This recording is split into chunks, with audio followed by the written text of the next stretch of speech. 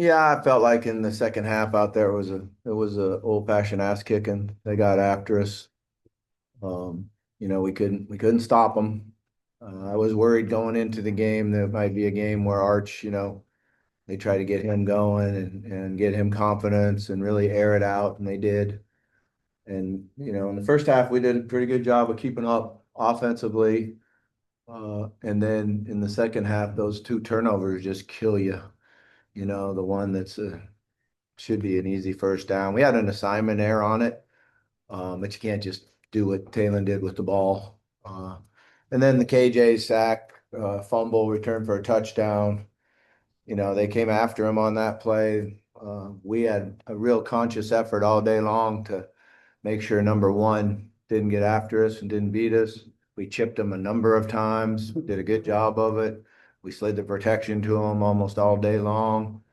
But that one, they brought him all, and he ends up one on one, and he got us. But I did like the way KJ came in and played and competed and showed toughness, and I thought he gave us a spark when he came in. So Taylor was kind of pounding on his hamstrings, but I mean, could he have gone back in, or what was his status? Oh, well, initially it was a no, and I don't know what the exact injury was. As soon as that happens, you start preparing KJ to get ready to go and what we're going to do with him in there. And then there was a period of time where they said Talen's back up, and I said, no, we're going to finish this one with KJ and keep him playing. What was Dylan? Was he trying to throw it to Rowan there, or was he trying to just get rid of it, or what?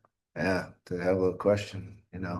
Rohan made an assignment there. He's supposed to run a flat route to the flat. Um, it's the play we've used a lot, a number of times. Had a number of times we've ran in the end zone with it, and he made an assignment there. And when you do that, you can't just throw the ball. So it was a total panic play and turnover and unfortunate because shouldn't happen, can't happen. Seemed like there was an opportunity, you guys going back and forth up and down the field, just kind of trading scores. And then defense gets that 3 and out, and the offense goes 3 and out, and then defense gets another stop in offense. But what happened in those moments? It seemed like you guys were moving the ball well and then just couldn't. Yeah, it did. And the third down got us. Thought we had Sharp open on the sideline, and the throw was high, and then he said that he looked back and the sun was there, so he didn't see the ball. So it's unfortunate because we got the play we wanted, we got the matchup we wanted. I thought we had a first down, and we just don't execute it.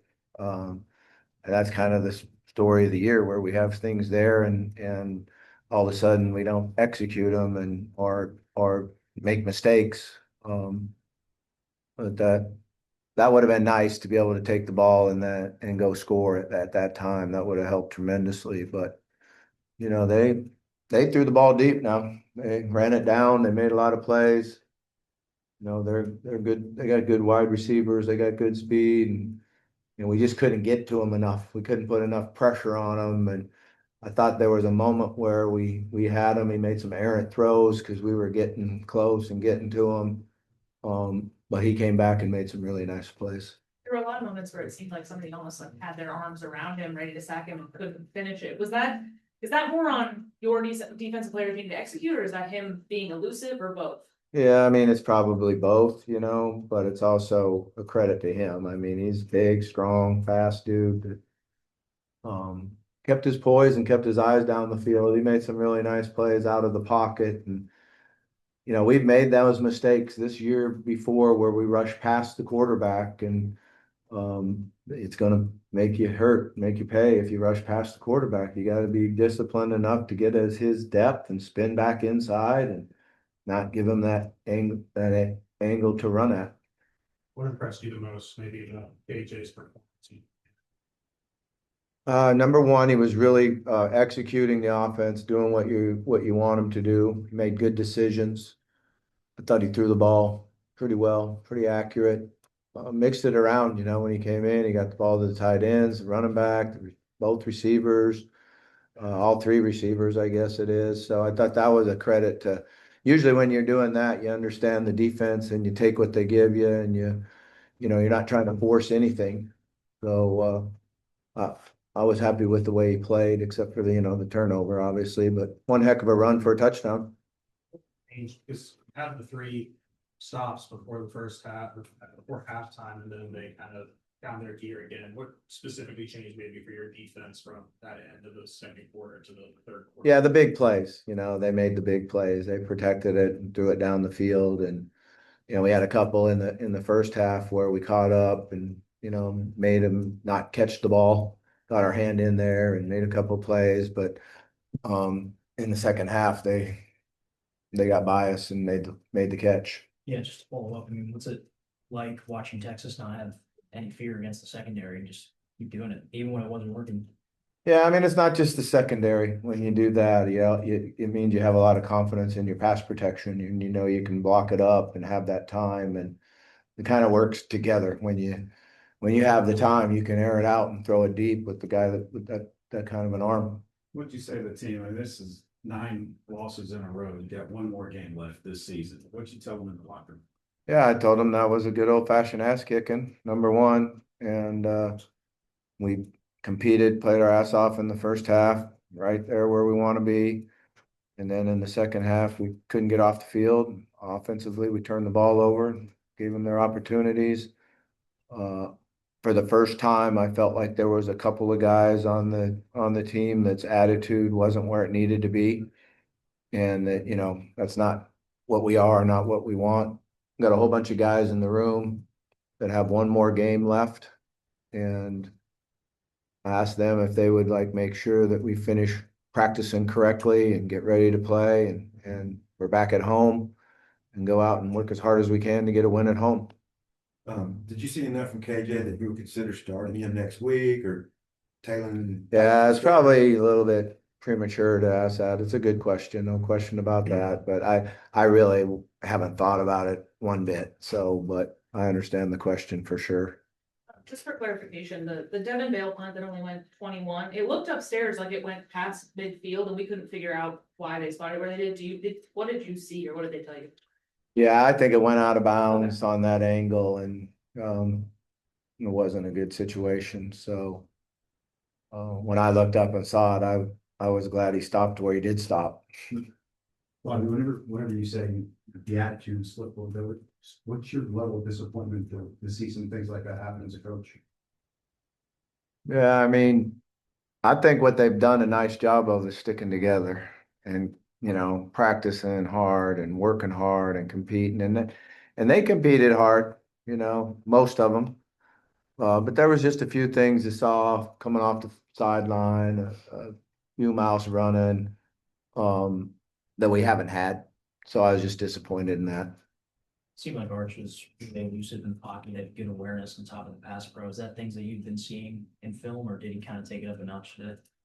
We had a little bit more room and time today. I mean, he'd been getting hit a lot, and he had a little bit more time today in his movement. I mean, the kid's a really good quarterback.